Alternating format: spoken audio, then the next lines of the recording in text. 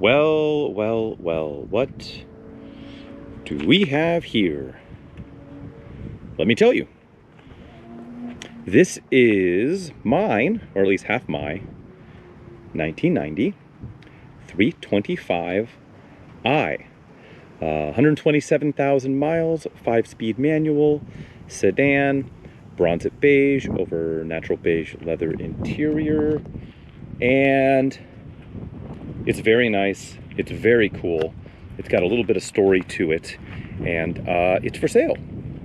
I guess while we're doing a walk around, let me just give you the rundown, and I'll give you the Cliff Notes version of the story of this car. So this car is a lifelong California, San Francisco Bay Area car. Original owner lived in the North Bay in Marin County, and that gentleman was he was a college professor and a medical researcher at UCSF in San Francisco. Really, really interesting dude, and he drove this every day. This was his everyday driver. He'd drive it over the Golden Gate Bridge. He'd go to UCSF. He would come back. They would park in the driveway, and that was it. Or driveway and garage. And he did that all the way up until, best I can tell, late 2010 and to early 2011. That was one of his parking passes there. And that's what he did. So in about 2010, 2011, he aged out, so to speak. He was no longer able to drive the car. It sat in the garage with a car cover on it. That gentleman passed away in approximately 2013, early 2013, and the car sat. His wife did not know nor cared to learn how to drive a stick, so the car sat until second half of 2020, when she donated it to a local charity here, a company that I do some photo work for. And long story short, they put some time and energy into the car to try and bring it back, because it was obviously sitting for a long time, so it needed quite a bit. It got to the point where it didn't pass smog. They were going to send it to Copart because the clock was ticking. There's only so much time between when a car will get donated and when they have to move it and get the donor their tax information.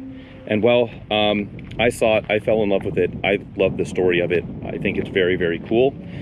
And I didn't want it to go to Copart and go to a salvage auction where it would be like moved around by skiff loaders, and somebody would buy it and probably do nefarious things to it. I did not want that to happen. So I purchased it from the charity, and then me and my buddy Chadwick, which he's got a bunch of videos here on YouTube about this car and the work he's done on it. He put an awful lot of work into it, and we got it back on the road, and now it's for sale. Yeah, so we'll go around it. As I said, it's pretty much completely original, and in great shape. Windows work. We'll check the power mirrors. I don't remember off the top of my head if those work or not.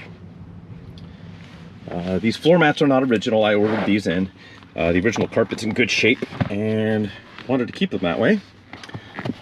So we got these aftermarket. They're good quality. And they're going to help keep everything protected. One thing that got replaced was the headlamp switch. It sat so long, this got corroded and kind of locked itself shut. So that's replaced with an OEM switch. This cluster's been rebuilt. So when I picked it up, none of the service indicator lights were working. The fuel gauge was not working. The tach was working intermittently, and the speedo was not, or not, sorry, not the speedo, but the temp gauge was not working. So fished it out, sent this to Bavarian Restoration, which is an outfit that rebuilds AFMs for BMWs, as well as E30, E24, E28 instrument clusters. So they rebuilt this one, got it back.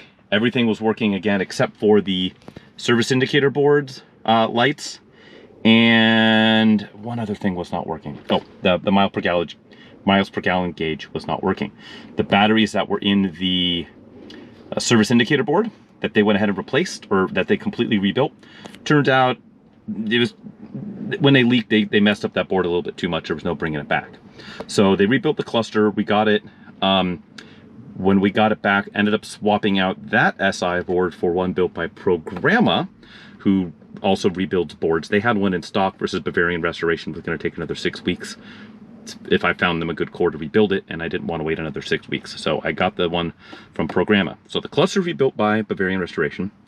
The SI board is from Programma.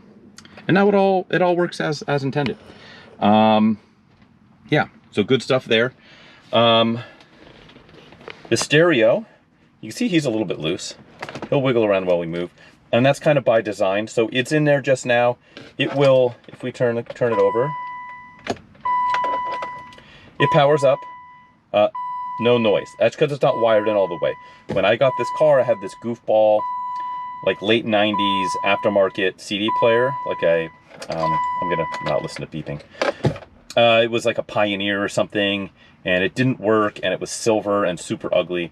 So remove that, put this in here, plugged in the power wires to make sure that this guy works as intended, which it does. This is the correct stereo for this car. I got it off a gentleman here locally who removed his a very long time ago.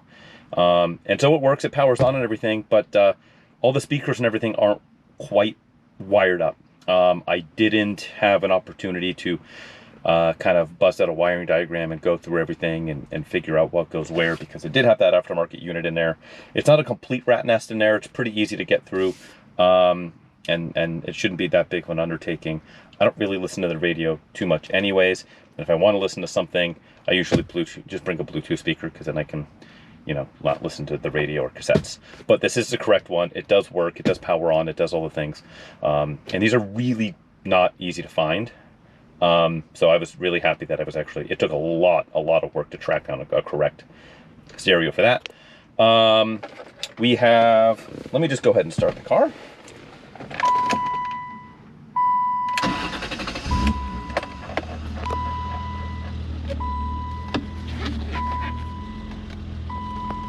So all the stuff works. Close this. So back over here. This guy works. He's a little bit persnickety.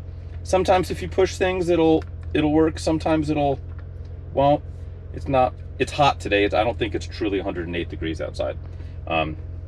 So yeah, and it's getting hotter. So it's probably realistically about 95 outside, maybe 90. It's a hot day. And sometimes this stuff will work. Sometimes it won't. Sometimes it'll just show. It'll kind of go garbledygook, and then you tap it a couple of times and it comes back. Not the end of the world.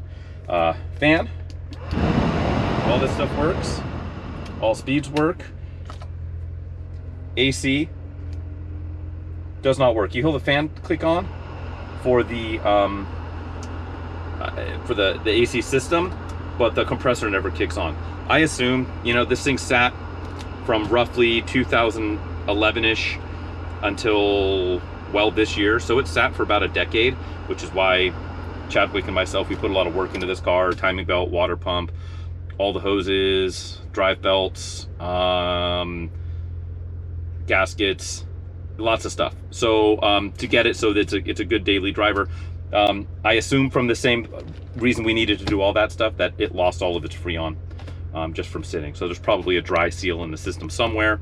Throw some dye in it, give it a recharge, see what happens. I doubt it'll hold. But you put some dye in it, you can figure out what's going on, and that'll be a good start there. Headlights. Does have fogs. If I remember, the driver's side bulb is out. So be aware of that. That's, I mean, about as simple as a fix that can get. One other thing is the horn. Doesn't work. I went ahead and pulled the driver's side horn today to see what was going on, and I put 12 volts to it and nothing happened. So it seems like the horns are no good. Presumably that's from sitting. I don't know. I don't know if horns can die from sitting, but apparently they can. The relays are good. If you are in the box and someone pushes it, you can hear the relays clicking around. So the relay's in good shape. And the, you know, I've swapped the relays with a known good relay, and no change, but you hear the relay clicking. So horns aren't working. So not a huge deal. I'm gonna see before the end of the auction if I can track down some good OEM horns. I did get some aftermarket ones from Rock Auto, but they're not a direct fit, and I don't want to start cutting up stuff. This car's too nice for that sort of thing. So I'm gonna see if I can get some good used horns, because I don't want to start butchering the harness and modifying stuff just for horns. It seems a little silly. Windows. We have power windows, and they work. They go up, they go down.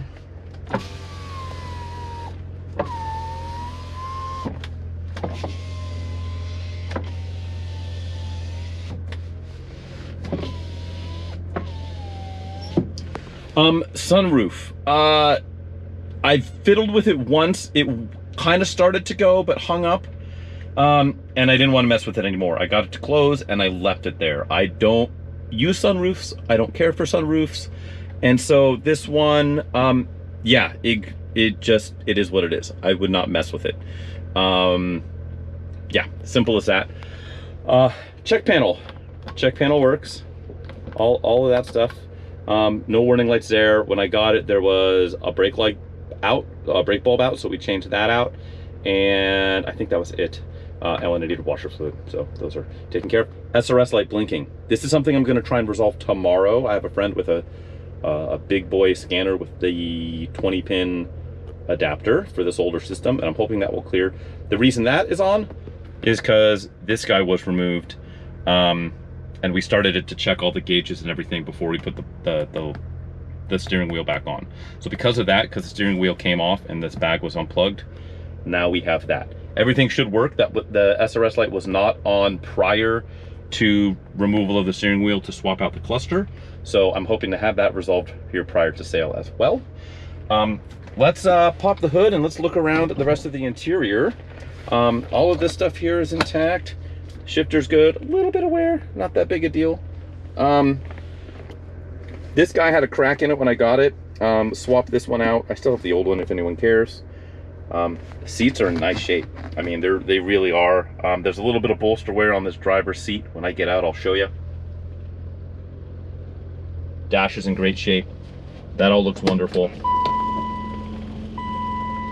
Well, turn the headlights on when we get out. Headliner, excellent. All that stuff is wonderful. Driver's seat is very, very nice. This is that little bit of bolster wear I was talking about. If nothing's torn, but there is some wear there and it's still soft. If you wanted to, you could probably spray dye this and it would look much, much nicer. But I wanted to leave that up to the next owner. Some people are totally cool with that. I would be okay with doing that. I think it would last probably as long as you're gonna have the car. But some people view that as a band-aid, and so it's cheap if the next guy wants to do it. If not, then that's cool too. But I didn't want to make it look like I'm sweeping something under the rug, so I didn't have that addressed yet. All the adjustments, they work, they adjust.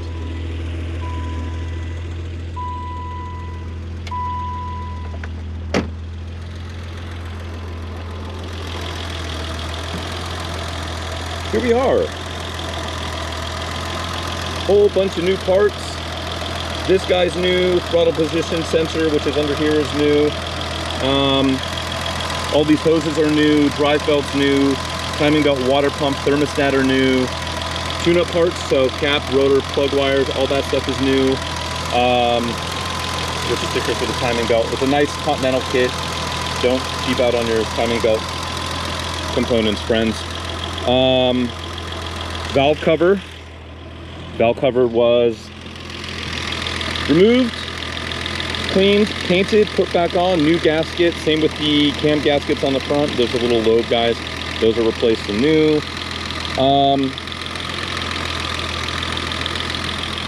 Pretty much it. Under here,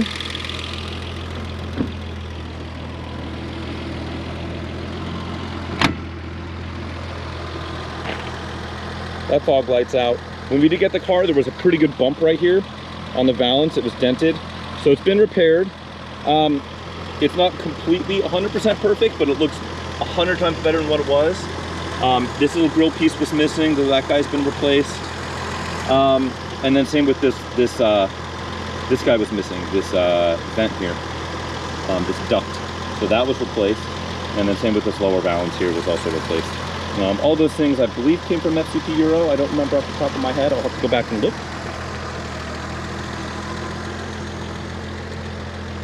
Tires are brand spanking new. I've got the receipt for them. I don't remember the miles off the top of my head, but I want to say there's under 400 miles on them.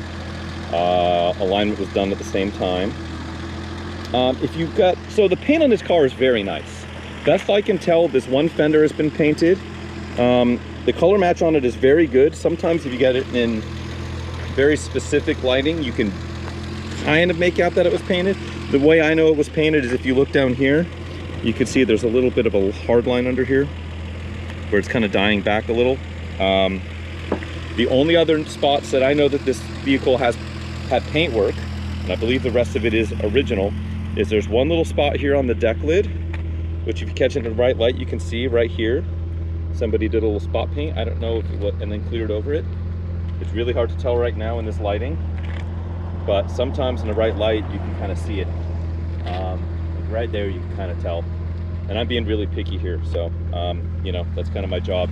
The other one is on the top of this door, so above this belt line here, it's at least been clear coated, and the clear coat is it's got imperfection in it, and it's checking. You kind of barely see it. It's super minor, you know. You don't really see it until you're on top of it, and it's only this door, and it's only this upper part. The lower part is original.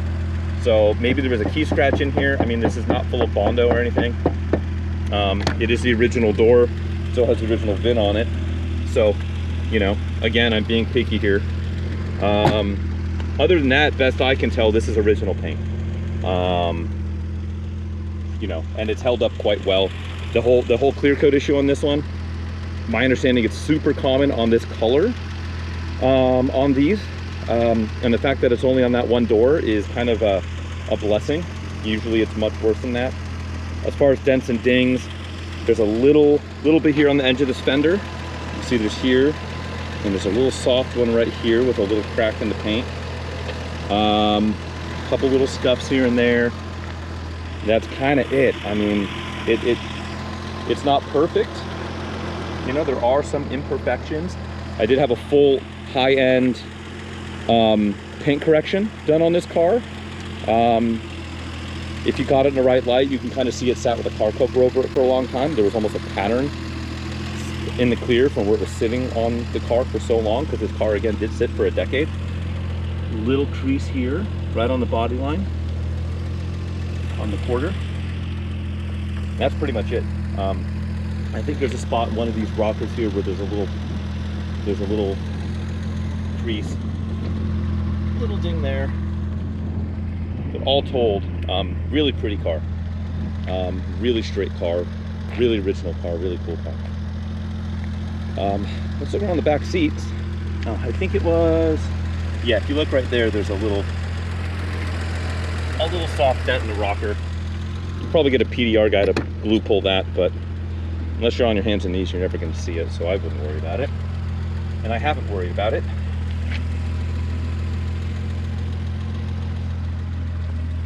So this was a one-owner car and a daily driver, so, you know, guy did look after it quite nicely. But, you know, daily driver, so it's going to have little stuff like these little nicks, you know, little scuffs.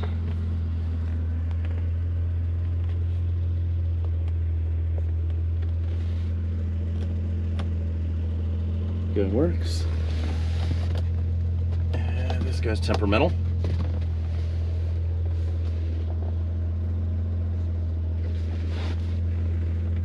And with all the work that was put into it, it really does drive nicely. You know, these cars aren't exactly fast, but the engine feels strong, it feels healthy, it pulls well. You know, these aren't known for being powerhouses or torque monsters, but it is silky smooth. And I feel comfortable driving it anywhere. I mean, genuinely driving it everywhere. This would be a really cool daily driver. I mean, I think this is an air conditioning recharge away from being a truly cool daily.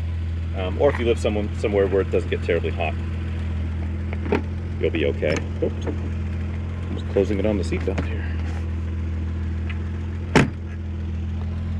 We'll look in the trunk. I do have some goodies back here. This is the front plate. So if you're in California, there you go. These aren't the original plates. I think the guy had custom plates. So, you know, here in California, if someone has custom plates, they keep them. So when I got it, it had no plates on it. Unfortunately, I really wish it had the original blue and yellows. This is the replacement timing belt. This is the old one. It looks great, but the car sat for a decade, and I don't trust decade-old, not moving timing belts. So that was changed. Here's a bunch of old parts. There's that horn I was talking about that doesn't work.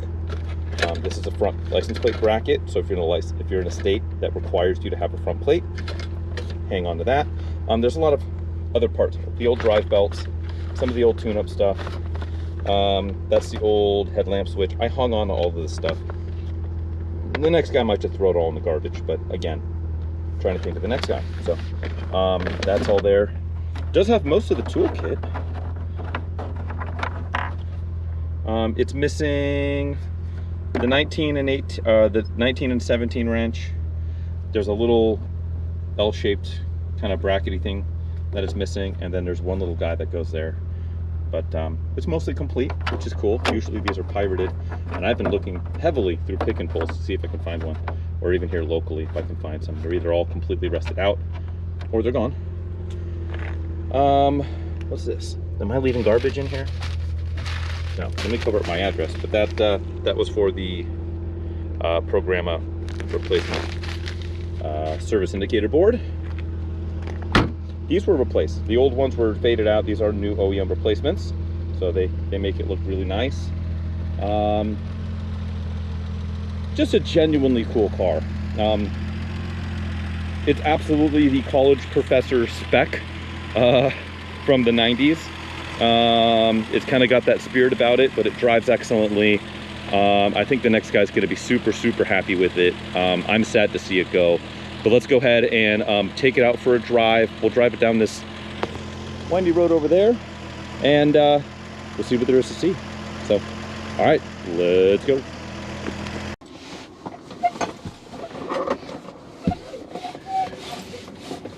All righty, let's go.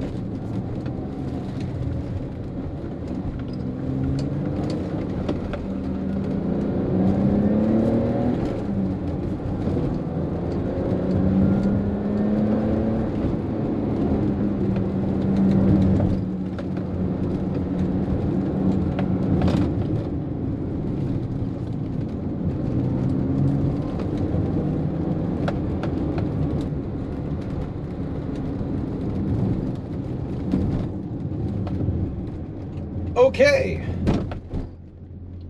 So that was a spirited, quick little run in the 1990 325i sedan with a manual, and there's a charger. He's probably going to get confused if I continue to sit here without going anywhere. Well, there he goes.